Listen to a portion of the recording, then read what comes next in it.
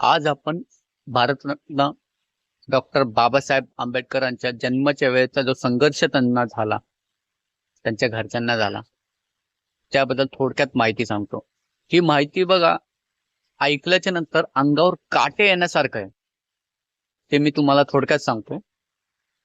14 April 1891 साली रात्रीच्या वेळेस, ज्या वेळेस खूप पाऊस होता, वारा होता, त्यावेळेस बाबासाहेबांचे मातोश्री भीमाबाई आंबेडकर यांना खूप वेदना होत होते. डिलिव्हरीचा वेळ होता त्यावेळेस. मग त्यांचे जे वडील होते रामजी आंबेडकर, ते डॉक्टरांना बोलवायला गेले रात्री. एवढ्या पावसात एवढा वारा यायला लागले, काही येऊ शकतं. पण त्यावेळेस ते तिथे गेले आणि त्या डॉक्टरांच्या घरचा दरवाजा वाजवत आले.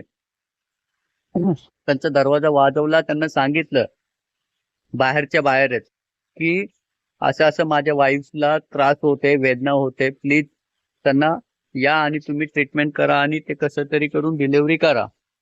ते ऐकतात आतून.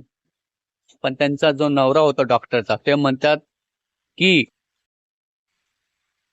त्यांच्या नवऱ्यांनी सांगितलं त्या डॉक्टरना, ज्याच्या हाताने पाणी सुद्धा पित नाही आणि तू त्यांच्या घरात चाललीस का डिलिव्हरी करायला, जाऊ नकोस, ती मरते तर मरू दे, असं त्याच्या वाईफला सांगून, म्हणजे ते डॉक्टर होते तिची वाईफ, त्याला सांगून त्यांनी गप्प बसवलं.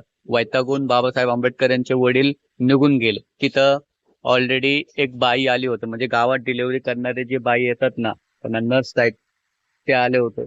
ज्यावेळेस बाबासाहेबांचे वडील घरी आले, त्यावेळेस त्या बाईंनी सांगितलं की खूप धोका आहे दोघांना, बाळाला पण आणि आईला पण, काही करून तुम्हाला डॉक्टरांना आणायलाच लागेल. त्यावेळेस रामजी आंबेडकर म्हणाले, मी खूप प्रयत्न केला त्यांना बोलवण्याचा, पण ते आतून काहीच रिस्पॉन्स देत नाही, आता तुमच्याच हातात आहे सगळं. तर कसं करून यशस्वीरित्याने डिलिव्हरी झाली. ज्यावेळेस डिलिव्हरी झाली, त्या पाऊस आणि वारा येत होता ना, तो पण थांबला. कारण की त्यांना माहितीये या जगामध्ये एक महानायक म्हणून जन्माला आलेला आहे. जन्म झाल्याच्या नंतर ज्यावेळेस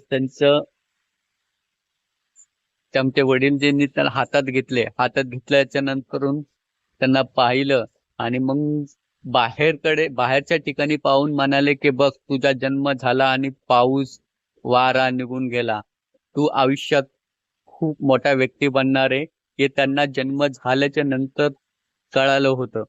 म्हणजे या जगात ते डॉक्टर आणि त्यांच्या नवऱ्यासारखा इतक्या खालच्या पातळीचे लोक त्या काळात होते ना, हे असं कळत आहे.